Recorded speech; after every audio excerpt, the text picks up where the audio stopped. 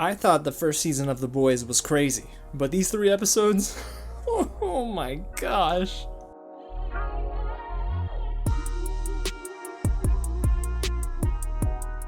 What's going on, you guys? James here with another real review, and today I'm giving you my first impressions for episodes 1 through 3 of The Boys Season 2 on Amazon Prime. Today, guys, I am blown away. This season of television is setting up to be one of the craziest seasons I've ever seen on TV, and I thought The Boys Season 1, again, was so crazy. Lots of gore, lots of action, and really suggestive content, but this season seems like it might even top that, so I'm really excited to get into that today, guys. But before I give you what I loved and what I didn't really like about these first 3 episodes, if it's your first time here at the channel, guys, welcome to Real James, where I talk about movies and TV just like this. So if you want, go ahead and hit the big red button below and subscribe to the channel and tap on that bell so you don't miss anything new. Go ahead and smash that like button because it is so important, and get loud in the comments below and let me know what you think of episodes 1 through 3. Have you watched it? What did you think? Or are you planning on watching it this weekend? So the story picks off right where we left off, with Becca, her son, Homelander, Butcher being stranded,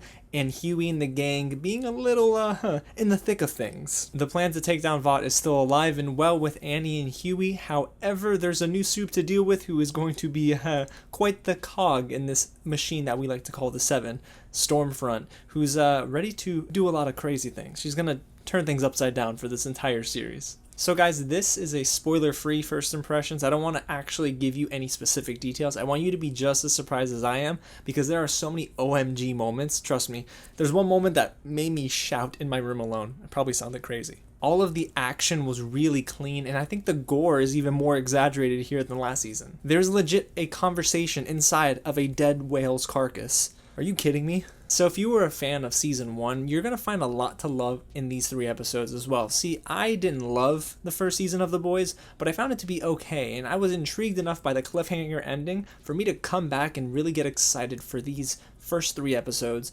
And let me tell you guys, the way they build up these characters in such a new way, and the arcs continue to develop for even just Annie and then Huey as well as Butcher, even Homelander has finally met his match. It just seems to be that the writing here is even stronger. Now, there are a ton of subplots that they introduce, so storylines with each of our main characters. Homelander is facing off with Giancarlo Esposito. He is wonderful here as Stan Edgar, the new leader and CEO of Vought, and he is basically giving Homelander a taste of his own medicine. And then there's Stormfront. Aya Cash does a great job in this role. I love her sarcasm. Yes, I know she's new and maybe it's just the recency bias, but she was probably the biggest standout for me in these 3 episodes. I gotta say, at the end of episode 3, what she does is just, whew, it's a gut punch to a certain character.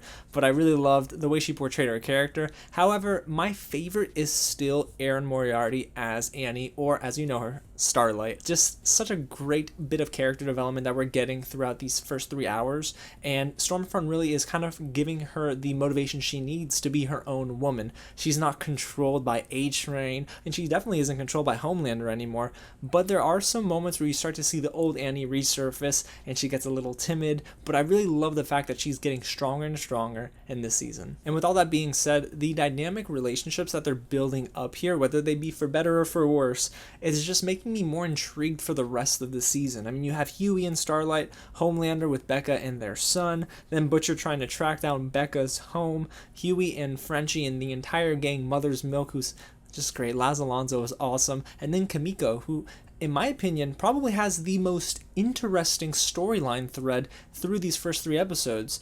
I'm not going to give you, again, any specifics. I'm going to keep it spoiler-free, but there's a very great deal of human emotion in her character that is present throughout this first run of episodes, and it just gave me chills thinking about how wonderfully she was acting, and also just how good the writing was, because it presented something outside of the action and the gore and the spectacle, and it grounded the show.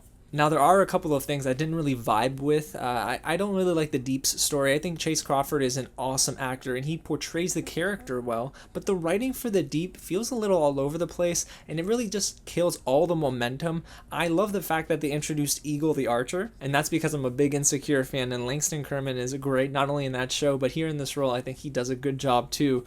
But the Deep's storyline here is just a little boring to me, and I don't necessarily vibe also with the character. I've not liked the character from the beginning.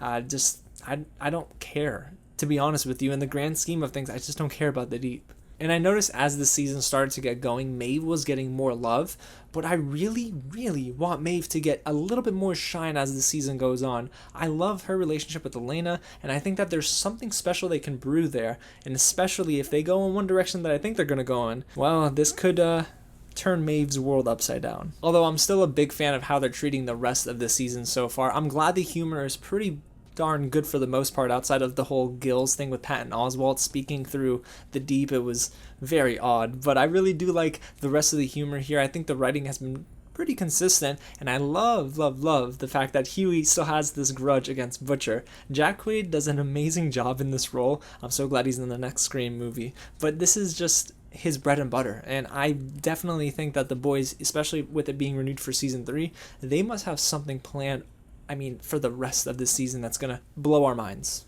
Hopefully not literally, because there was a crazy scene in the beginning of this season. Ooh.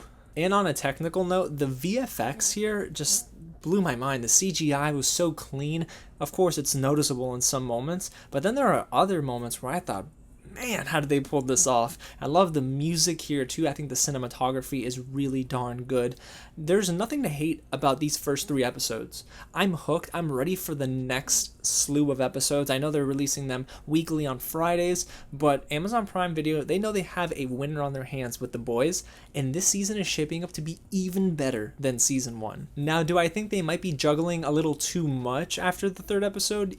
Yes, there's a possibility that this gets a little too convoluted. I want to see equal screen time for everyone. I know Antony Starr is going to get that screen time as Homelander, and I know they're going to focus on that Butcher storyline and Stormfront.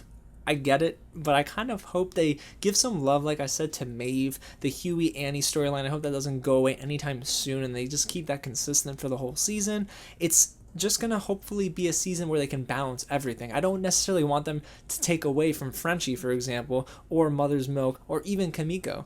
I love the fact that they're setting up these storylines, but I hope that they can execute them all the way through. Alrighty guys, well there you have it. Those are my first impressions for The Boys Season 2 episodes 1 through 3. Don't let me do all the talking though. Go ahead and get loud in the comments. Let me know what you think of these 3 episodes. Which character is the standout for you? I'm still riding with Starlight, I'm sorry. If you haven't already, go ahead and hit that big red button below and subscribe to the channel and tap on that bell as well. My Mulan review just dropped, and after this week, guys, we got a lot more content coming. Speaking of content, I gotta keep filming for some awesome reactions next week, one of them being Dune. Oh, that trailer, we've been waiting. Alrighty guys, again, thank you so much for watching, and I'll catch you at the next screening.